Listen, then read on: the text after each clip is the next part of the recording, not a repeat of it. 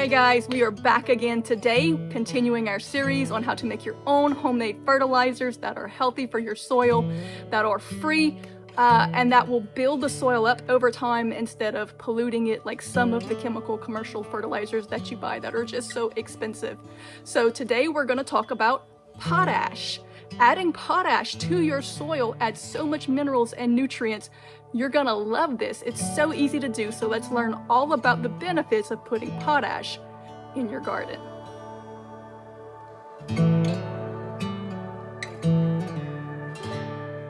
Alright, I put some potash in this bed and then planted these zucchini.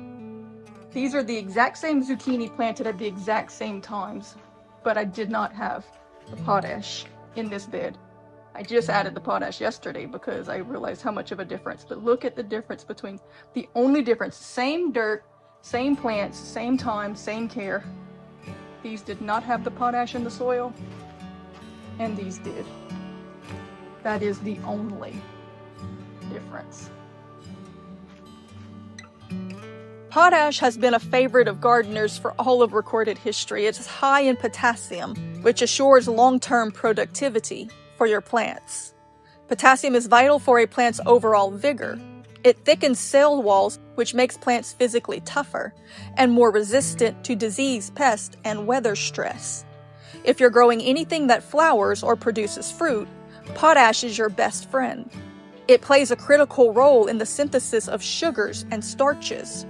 It leads to larger, heavier fruits and vegetables. It boosts the sugar content, making harvest much sweeter and more flavorful.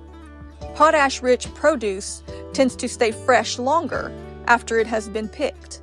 Potassium controls the opening and closing of stomata, the tiny pores on leaves that help the plant to breathe. This regulation prevents the plant from losing too much moisture during the heat of the day.